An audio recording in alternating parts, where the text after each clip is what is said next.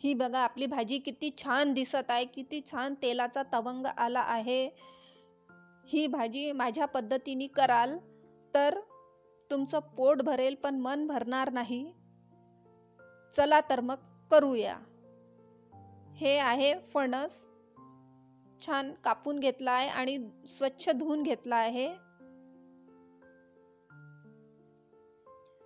ही भाजी नॉनव्हेजलाही अलग बसवते। तुम्ही ही भाजी खाल तर नॉनव्हेज विसरून जाल। ह्या एका पातेल्यात तेल घेतलं। ह्या भाजीला भरपूर तेल लागतं, बऱ्यापैकी तेल लागतं ह्या भाजीला।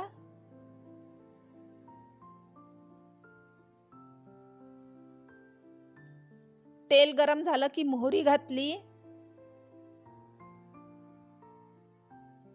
मोहरी तडतडली की जिरं घातलं,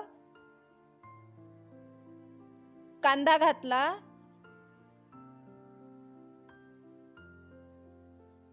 आणि कांदा गुलाबी रंगावर परतून घेतला।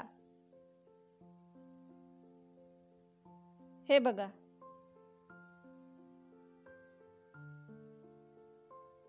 आता अद्रक लसूण पेस्ट घातलं, ते पण छानपैकी परतून घेतलं। ही भाजी खाल तर तुम्ही नॉनव्हेज विसरून जाल। ही सावजी पद्धतीची फणसाची भाजी आहे। आता आपण तेलात फणस घालू। स्वच्छ धुतलेला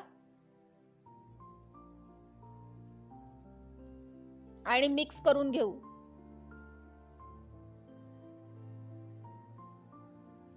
आणि 15 मिनिटं तसंच तेलात मुरू देऊ आणि मध्ये मध्ये बघत राहू, हलवत राहू। छानपैकी तेलात मुरू देणार आहोत। नुसत्या तेलात मुरू देऊ। 15 मिनिटांनंतर बघू।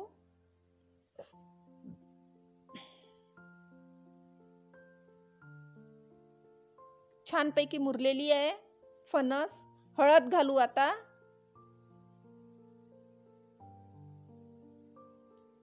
लाल तिखट घालू, बऱ्यापैकी तिखट लागतं याला। तेल पण बऱ्यापैकी लागतं आणि तिखट पण बऱ्यापैकी। सावजी मसाला घातला, धने जिरे पावडर घातलं,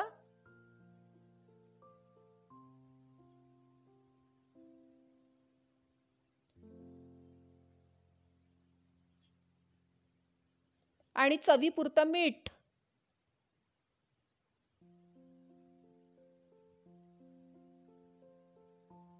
आणि थोडंसं गुळ घातलं।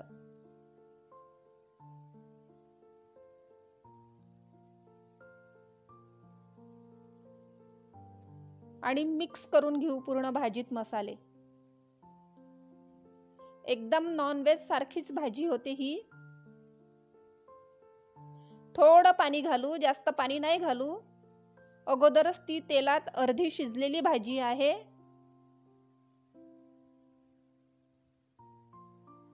हे बघा किती छान कलर आलाय आपल्या भाजीचा, मस्त। 10 मिनिटांनंतर आपली भाजी शिजलेली आहे। खूप सुंदर दिसत आहे आपली भाजी।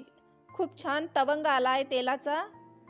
थोडं धने जिरे पावडर घातलं, चिमूटभर सावजी मसाला आणि वरून कोथिंबीर, बारीक चिरलेला कोथिंबीर घातला।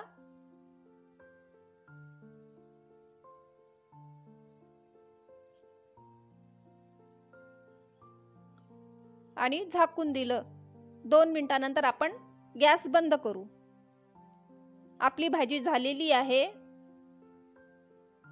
Ready to serve. ही बघा आपली भाजी किती छान दिसत आहे आपली भाजी बघा। वाव, मस्त छान दिसत आहे आणि तेवढीच टेस्टी पण आहे। वरून कोथिंबीर घातलं, तुम्ही पण करून बघा ही भाजी, सावजी पद्धतीची फणसाची भाजी. खूप छान लागते, खूपच टेस्टी. वाव, बढिया. खूप छान झाली आहे आपली भाजी. बोटं चाटून चाटून खाल, पोट भरेल पण मन भरणार नाही. तुम्ही पण करून बघा. बाय.